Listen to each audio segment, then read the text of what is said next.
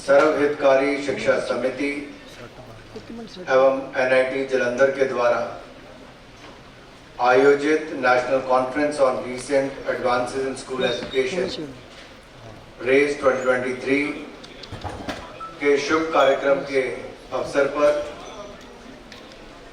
सम्मानित मंच, उपस्थित सभी आदर के योग्य मेरे भाई और बहनों, मैं नाम लेने की औपचारिकता में इसलिए नहीं किया क्योंकि सबके नाम बहुत बार लिए गए हैं।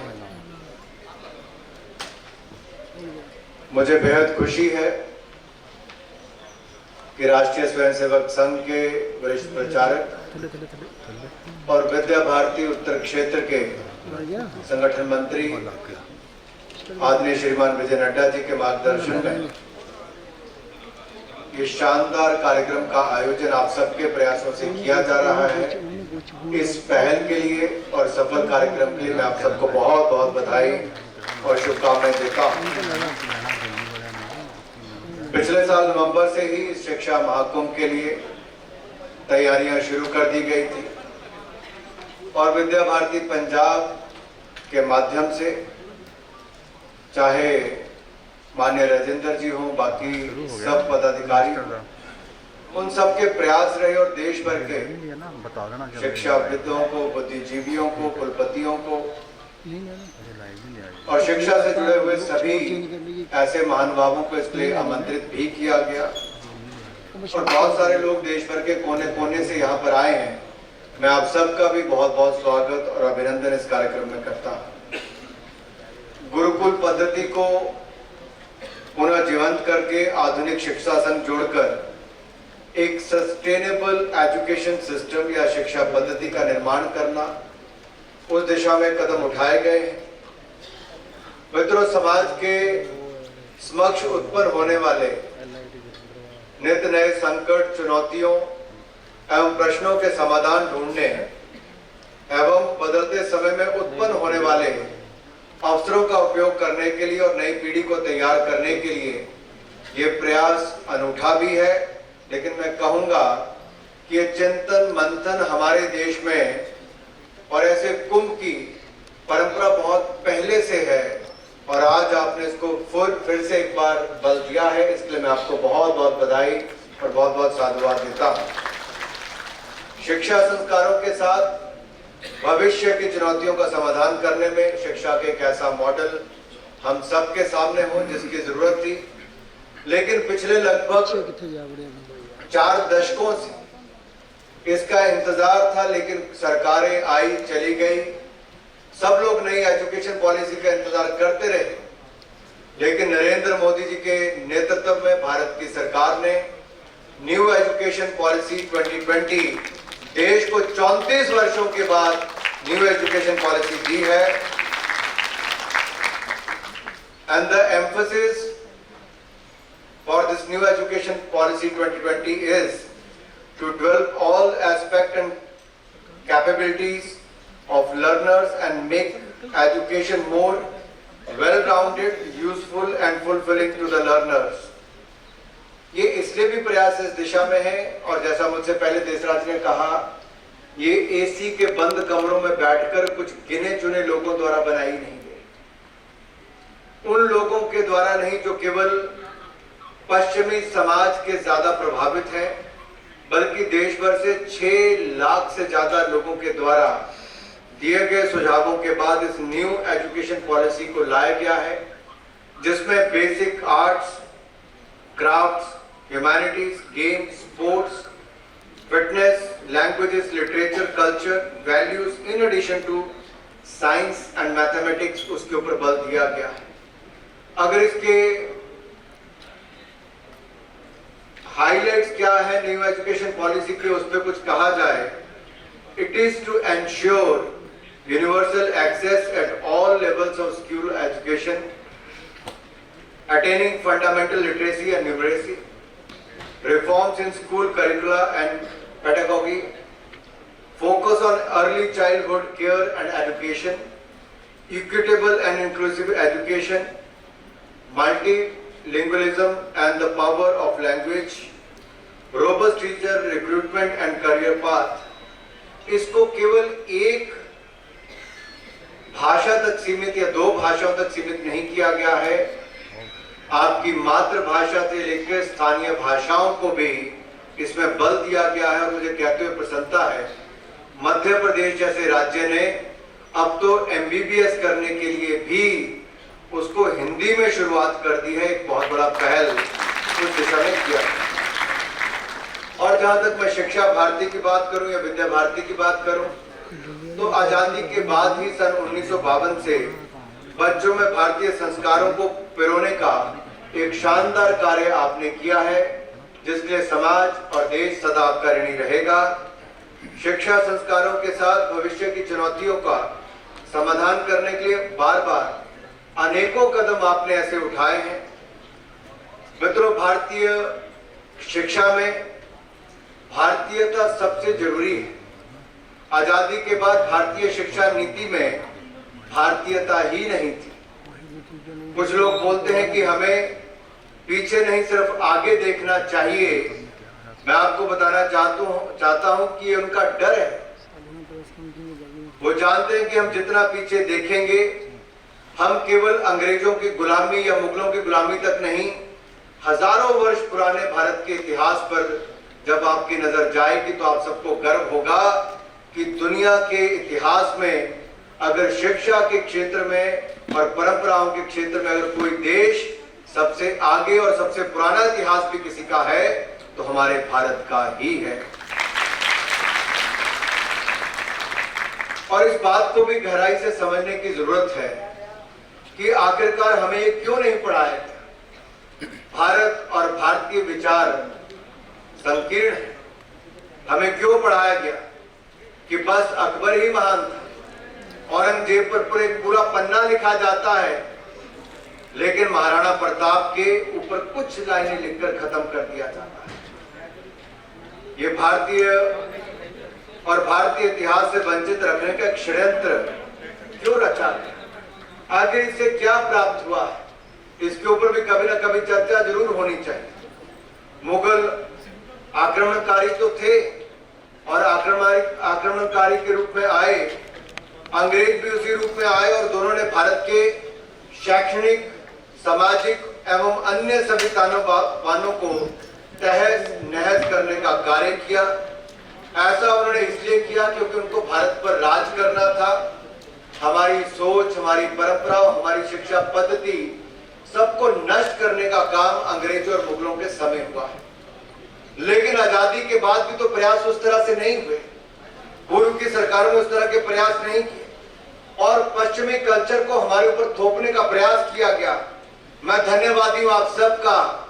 आपके वोट, आपकी सोच, आपके सहयोग के कारण 2014 में केवल सरकार ही नहीं बदली, सोच बदलने का काम भी हुआ है और हम गुलामी की सोच से बाहर निकलने का।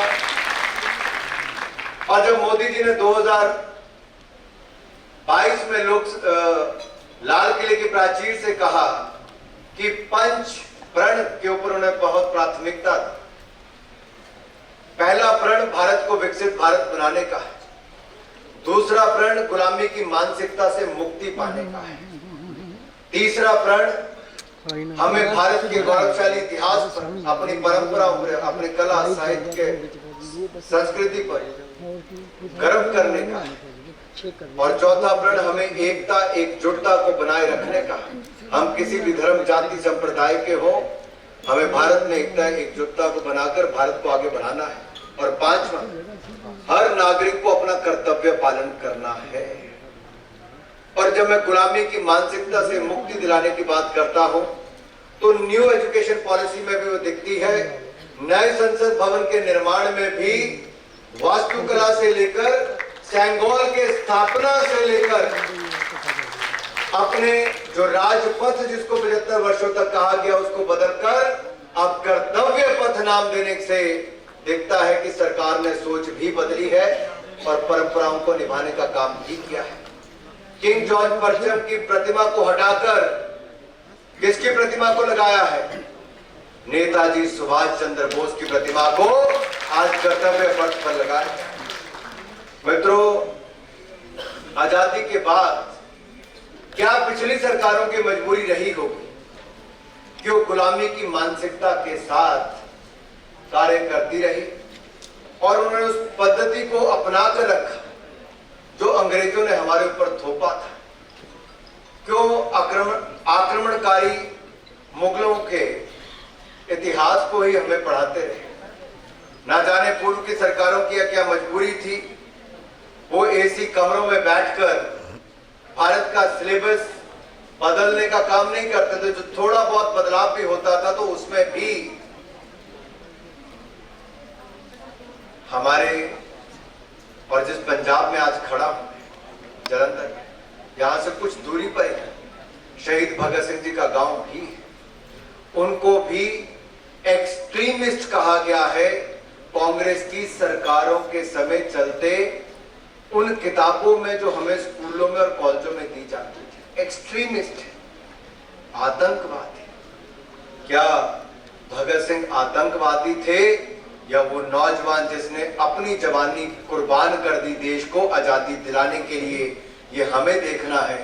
कांग्रेस के समय हमें क्या पढ़ाते रहे और आज हमारी सरकार के समय क्या बदलाव हुआ है।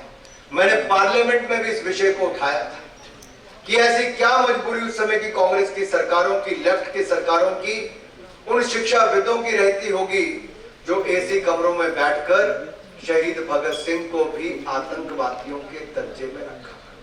बहुत बड़ी चिंता का विषय है।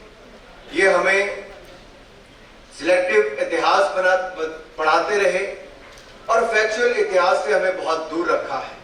आज समय आया है हमें फैक्चुअल इतिहास अपनी युवा पीढ़ी को बताना भी है और आजादी के 75वें वर्ष में हम सबके ऊपर ये जिम्मेदारी आती है कि हमें हर गांव में किन लोगों ने भारत को आजादी दिलाने के लिए अपना बड़ा योगदान दिया है, उनके नामों को भी बाहर निकालना चाहिए और आजादी पाने के बाद अब तक किन लोगों ने हमारे गांव-गांव में बहुत बड़ा योगदान भारत के विकास में भी दिया है, ऐसी पट्टिकाएं हर गांव में लगनी चाहिए और उन पट्टिकाओं के ऊपर स्वतंत्रता संग्राम में अपना योगदान देने वालों का नाम भी लिखा जाए और स्वतंत्रता के बाद देश को सुरक्षित रखने में भी जिन्होंने अपना बलिदान दिया उनका नाम भी उस पर लिखा जाए। तब जाकर गांव-गांव, शहर-शहर, गांव-गांव, मोहल्ले-मोहल्ले में पता चलेगा भारत को सशक्त भारत बनाने में किसका योगदान रहा है। और ये काम हमें इसी वर्ष पूरा करना चाहिए जब हम आजादी की 75वीं वर्षगांठ मना रहे हैं। अभी मेरे युवा साथी ने जो पहली पंक्ति में बैठे हैं, उन्होंने मंच पर आकर तंजावुर पेंटिंग के साथ बना गोल्डन टेम्पल की मुझे एक प्रतिमा, साउथ को नॉर्थ के साथ मिलाने का एक अद्भुत कार्य आपने किया है। उसके लिए मैं आपको बधाई देता हूं, आपका धन्यवाद करता हूं। मित्रों, मैं एक बात और कहना चाहता हूं। मैं चौथी बार लोकसभा का सांसद बना। हमीरपुर के लोगों का मैं आभारी हूं, हिमाचल के लोगों का आभारी हूं। लेकिन दिल्ली में जब मैं पहली बार 14वीं लोकसभा में चुनकर गया, वहां पर एक कल्चर था यूपीए की सरकार के समय। कई कार्यक्रमों में हमें बुलाया जाता था, वहां पर कार्यक्रम खत्म होने के बाद इस नजरिए से देखा जाता था कि फ्रेंच वाइन में और स्कॉच में किसको अंतर है, तो उनको महत्वता दी जाती थी। यानी कि उनको देखा जाता था कि वो कौन लोग हैं। विंटेज वाइन या स्कॉच विस्की, उसमें जो अंतर जानते थे उनको प्राथमिकता मिलती थी। लेकिन आज वो समय बदल गया। आप दिल्ली में आइए, आपके हुनर के कारण आपको जाना जाता है। कोई ये नहीं देखता कि आप छाछ पीते हैं, कोई ये नहीं देखता कि आप आम पन्ना पीते हैं, कोई ये नहीं देखता आप लस्सी पीते हैं। वो आपका, आज आपकी विस्की वाइन वालों का जमाना चले गया। आज आपकी काबिलियत के आधार पर आपको वहां पर मौका, अवसर दिया जाता है। चाहे आप आम पन्ना पीते हो, छाछ पीते हो, लस्सी पीते हो, अब वो अंतर नहीं देखा जाता। ये सोच ही नहीं, देश में बहुत कुछ बदला है सोच बदलने के साथ साथ। जब हम स्थानीय भाषा की बात करते हैं, आज बहुत सारे एग्जाम स्थानीय भाषा में दिए जाते हैं। पहले तो कांग्रेस के जमाने में 60-60 साल उन्होंने राज किया। आपको अटेस्ट भी अपने सर्टिफिकेट कराने के लिए नोटरी के पास जाना पड़ता था, एमपी एमएलए के पास जाना पड़ता था। आज आपके ऊपर विश्वास किया जाता है कि सेल्फ अटेस्ट करके आप दे दें, सरकार मान लेती है कि आपने बिल्कुल ठीक आपके कागज जमा कराए। एक बहुत बड़ी सहूलियत ग्रेड 3 ग्रेड 4 की इंटरव्यूज में हेरा फेरी होती थी पूर्व की सरकारों में, चिट्ठों पे ही नौकरियां मिल जाती थी। आज आपको आने की जरूरत नहीं है। आपके ग्रेड्स, आपकी काबिलियत, आपके नंबर के आधार से आपको मिल जाता है। आपको इंटरव्यूज की प्रक्रिया को ही बंद कर दिया। हमने सरलीकरण किया है, ट्रांसपेरेंसी भी लाए है, पारदर्शिता भी लाए हैं और सिस्टम को अकाउंटेबल यानी कि जवाबदेह भी किया है।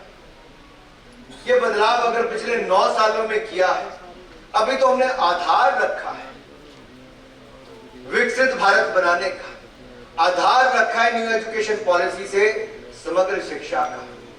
आपको स्किल्ड भी मिले, यानी कि स्किल के बिना तो आजकल कुछ भी संभव नहीं है मेरे मित्रों।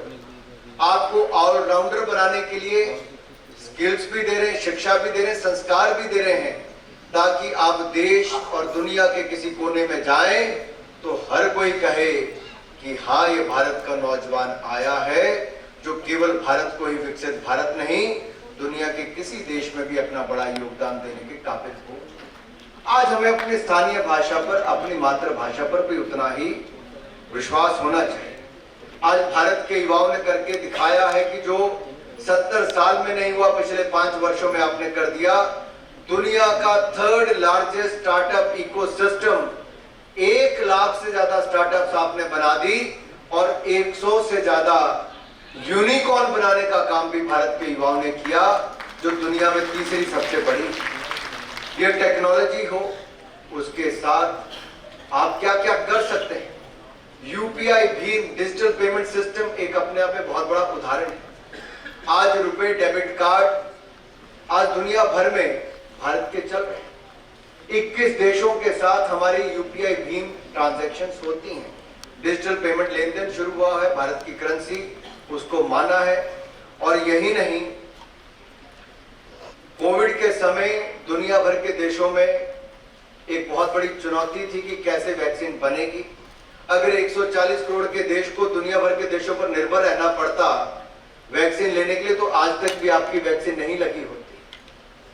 हमारे साइंटिस्ट के ऊपर मोदी जी ने भरोसा किया और हमारे साइंटिस्ट और हमारे मैन्युफैक्चरर्स ने 2 वैक्सीन भारत में ही बनाई, मेक इन इंडिया आत्मनिर्भर भारत बनाया और 220 करोड़ वैक्सीन बिल्कुल मुफ्त में लगाने का काम किया। और उसी कोविड के समय न्यू एजुकेशन पॉलिसी 2020 भी आई, तो बहुत सारे रिफॉर्म्स देश ने किए।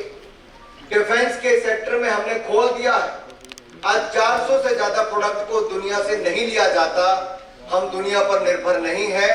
आज 1 लाख करोड़ रुपए की डिफेंस मैन्युफैक्चरिंग पिछले साल भारत ने की और 16,000 करोड़ का एक्सपोर्ट भी करके दिखाया। ये आत्मनिर्भर भारत।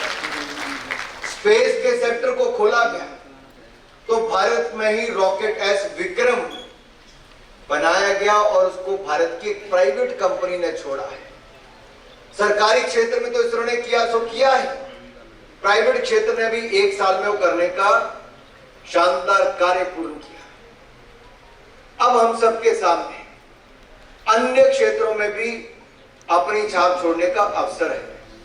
जैसे मोबाइल फोन जिससे आप ये रिकॉर्डिंग कर रहे हैं, फोटो खींच रहे हैं, ये आज से 6 साल पहले दुनिया के अन्य देशों से, चीन, ताइवान और वियतनाम जैसे देशों से आता था और उससे पहले स्वीडन जैसे छोटे से देश से भी आता, नोकिया। लेकिन आज भारत जो 5 साल पहले दुनिया का दूसरा सबसे बड़ा इंपोर्टर था इलेक्ट्रॉनिक गुड्स का, आज दूसरा सबसे बड़ा मैन्युफैक्चरर मोबाइल फोन का बन गया, केवल 5 साल के। अब हम एक नई policy, production link incentive scheme hardware के लिए भी लाएं कि आपके लैपटॉप, टैबलेट से लेकर बाकी भी यहां पर बने। अगले 5 सालों में हम उस क्षेत्र में भी नंबर 2 या नंबर 1 पे आ जाएंगे। आज दुनिया भारत में होप देख रही है, उम्मीद देख रही है और दुनिया की उम्मीदों पर हमें खरा उतरना है। उसमें हमारी ये नई शिक्षा नीति, स्किल्स के प्रोग्राम और शिक्षा नीति में आज केवल आपको चंद विषयों तक सीमित नहीं किया है। स्पोर्ट्स, फिटनेस, क्राफ्ट, ये सब बेसिक आर्ट्स अब उसका एक हिस्सा बने हैं। और मुझे पूर्ण विश्वास है भारत की जो सॉफ्ट पावर है, कला, संस्कृति, साहित्य, सिनेमा, स्पोर्ट्स, हम इसमें भी एक बड़ी छाप दुनिया भर में छोड़ेंगे। इसलिए सभी शिक्षा से जुड़े हुए लोगों को सरकार के ऊपर निर्भर नहीं रहना चाहिए। हमें जन भागीदारी से जन आंदोलन बनाना चाहिए और ये कुंभ, ये जन भागीदारी मुझे पूर्ण विश्वास दिलाती है कि शिक्षा के क्षेत्र में जन आंदोलन आकर ही रहेगा, आप सबके प्रयासों से ही आएगा। चाहे वो प्राइवेट स्कूल हो, कॉलेज हो या सरकारी क्षेत्र के लोग हैं या विद्या भारती के द्वारा किया गया शानदार कार्य हो। प्रधानमंत्री नरेंद्र मोदी जी ने भी बीते वर्ष शिक्षा दिवस के अवसर पर एक नई पहल पीएम श्री स्कूल की शुरुआत की। आज देश भर में PM school for rising India, इसकी शुरुआत हुई है। ये 14,500 से अधिक स्कूल देश के कोने कोने में खोले जाएंगे, हर जिला में खोले जाएंगे और इसके माध्यम से हम आज की पीढ़ी और आने वाली पीढ़ियों को तैयार भी करेंगे। इसके साथ साथ हमने एकलव्य स्कूल भी देश भर में खोलने का निर्णय किया है।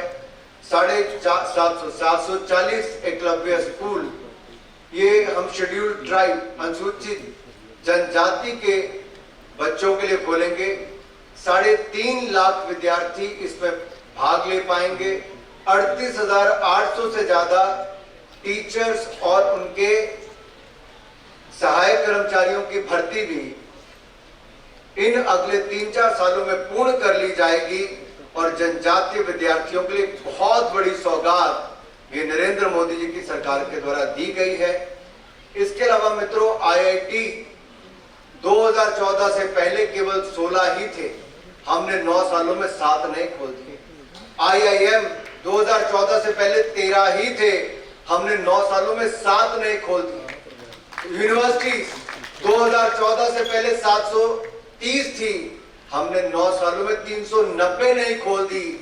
मेडिकल कॉलेज और एमबीबीएस की सीटें 2014 से पहले, यानी कि आजादी से पहले से लेकर 2014 तक 80,000 सीटें एमबीबीएस की थी, हमने पिछले 9 सालों में 68,000 एमबीबीएस की नई सीटें भी जोड़ दी हैं। आज गरीबों के बच्चे भी डॉक्टर बन सकते हैं, उनको कैपिटेशन फीस देने की जरूरत नहीं है। 2014 तक केवल 7 एम्स थे, हमने पिछले 9 सालों में 15 नए एम्स खोलकर दे दिए हैं। यही नहीं मेरे भाई और बहनों, अगर आज आप देखेंगे भारत की अर्थव्यवस्था जितनी अटल जी छोड़कर गए थे, वहीं पर ही 10 साल यूपीए के सरकार के समय 10वें नंबर 11वें नंबर तक ही है। लेकिन मोदी जी ने आत्मनिर्भर भारत भी किया, मेक इन इंडिया भी चलाया, न्यू एजुकेशन पॉलिसी भी लाए और भारत की अर्थव्यवस्था को अंग्रेजों को पीछे छोड़कर या पछाड़कर अब दुनिया की 5वीं सबसे बड़ी अर्थव्यवस्था बना दिया है। हम लोगों ने योग को भी अंतर्राष्ट्रीय स्तर पर सभी देशों में इसकी स्वीकार्यता करवाई। कितनी तारीख को होता है योग दिवस? अरे सबको पता है भाई, अब तो दुनिया को पता है। तो 21 जून को हम योग भी करेंगे और ये साल इंटरनेशनल ईयर ऑफ मिलेट्स मनाया जा रहा है, यानी कि मोटे अनाज की बात करते हैं। मोटा अनाज पौष्टिक भी है, न्यूट्रिशन ज्यादा है और उसकी जागरूकता भी अब ज्यादा हो रही। खिलाड़ियों से लेकर सिनेमा स्टार्स तक या फिल्म स्टार तक सब लोग इसका सेवन कर रहे हैं। आप भी करिए, अपनी खान पान में थोड़ा और बदलाव कीजिए। और मिशन लाइफस्टाइल फॉर एनवायरनमेंट की जब हम बात करते हैं तो पंजाब पोल्यूशन बोर्ड के द्वारा भी एक यहाँ पर शपथ पत्र जो बनाया गया है उसमें लिखा है कि कैसे हर व्यक्ति अपना योगदान थोड़ा थोड़ा कर सकता है। चाहे बिजली की बचत हो, फॉसिल फ्यूल की या पेट्रोल डीजल की बचत हो, या फिर हमारे अनाज की बचत हो, पानी की बचत हो, पर्यावरण में पौधा लगाने की बात हो, आज से अच्छा समय कोई नहीं, मानसून आने वाला है, पौधा लगाने का कार्य कीजिए। घर में, घर से बाहर, कहीं पे भी लगाइए। कोई ना कोई योगदान आप वर्तमान या भविष्य की पीढ़ियों के लिए दीजिए, ताकि एक खूबसूरत देश, स्वच्छ सुंदर देश हम उनको देकर जा सके, ऐसा पर्यावरण देकर जा सके जहां प्रदूषण कम हो, कार्बन एमिशन कम हो और आने वाली पीढ़ियों को एक स्वस्थ जीवन हम दें और अच्छी शिक्षा पद्धति हम देकर जा रहे हैं और एक प्रणाली शिक्षा की ऐसी हो जहां पर स्किल बेस्ड भी हो और ऑलराउंडर बनाने का काम हम अपने विद्यार्थियों को करें। तो शिक्षा भारती, विद्या भारती का शानदार कार्य जो विजय जी आपने किया है, इसलिए मैं आपको और आपकी टीम को बधाई देता हूं। सभी को बहुत बहुत बधाई और शुभकामनाएं। जय हिंद, जय भारत।